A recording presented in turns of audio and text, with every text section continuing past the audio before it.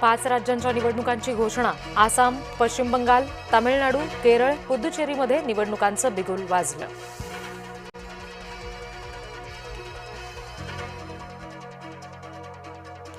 बारामती आणि राहुरीच्या पोटनिवडणुकीची घोषणा. 23 एप्रिलला बारामती, राहुरीची पोटनिवडणूक. 4 मे रोजी पोटनिवडणुकीचा निकाल. धनगर आरक्षणाचा प्रश्न जटिल, मात्र सरकारनं खुली चर्चा करावी, गोपीचंद पडळकर यांची मागणी. लाडक्या बहिणींसाठी आनंदाची बातमी. फेब्रुवारी आणि मार्चचा हप्ता एकाच वेळी मिळणार. बहिणींच्या खात्यात 15 एप्रिलपर्यंत पैसे येण्याची शक्यता. मुंबईच्या महापौर रितू तावडे पुन्हा चर्चेत. महापौरांच्या गाडीवर लाल निळ्या रंगाचे दिवे. मिलिंद नार्वेकर यांनी ट्विट करून उपस्थित केले प्रश्न.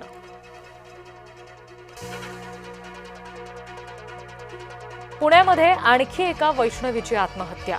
सासरच्या जाचाला कंटाळून विवाहितेची आत्महत्या. लग्नानंतर 8 महिन्यात वैष्णवी जामकरनं संपवलं जीवन. राज्यामध्ये कुणीही गाड्यांना लाल दिवे लावू नयेत. मुख्यमंत्री देवेंद्र फडणवीस यांची प्रतिक्रिया. प्रत्येकानं केंद्राच्या निर्देशाप्रमाणे वागलं पाहिजे, फडणवीसांची माहिती.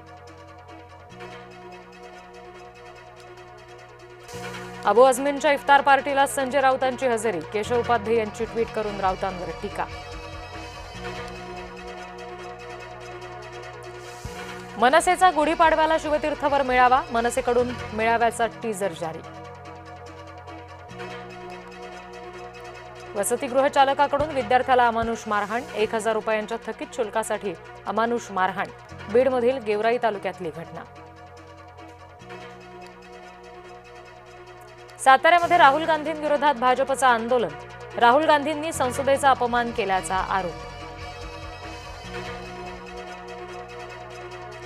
ज्ञानेश कुमार फडणवीसांच्या हस्ते पुणे मेट्रो भवन या नव्या वास्तूचं लोकार्पण. तर उपमुख्यमंत्री सुनेत्रा पवार सुद्धा होत्या उपस्थित.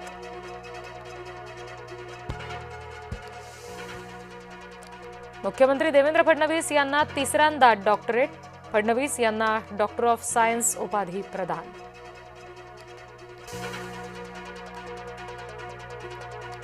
मुंबईच्या कफ परेडमध्ये मच्छीमार आक्रमक. समुद्राला बांधण्यात येणाऱ्या संरक्षक भिंतीवरून वाद. स्थानिक मच्छीमार आणि कफ परेड रेसिडेंट असोसिएशन आमने सामने.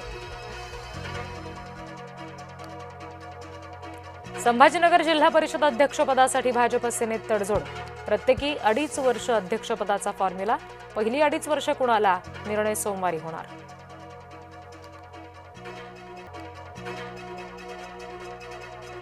नाशिकमध्ये ठेकेदाराकडून सुपरवायझरला बेदम मारहाण. मजुरांना दुसरीकडे कामावर पाठवल्याचा आरोप. अंबड पोलीस ठाण्यात गुन्हा दाखल. मराठवाड्यामध्ये उन्हाचा पारा 40 अंशांवर. संभाजीनगर जिल्ह्यामध्ये शाळांच्या वेळेत बदल. येत्या 16 मार्चपासून 3080 शाळा सकाळच्या सत्रात भरणार. देशातील दुसरे कामाख्या माता मंदिर नाशिकच्या निफाडला. आसामनंतर महाराष्ट्रामध्ये पहिलं कामाख्या माता मंदिर.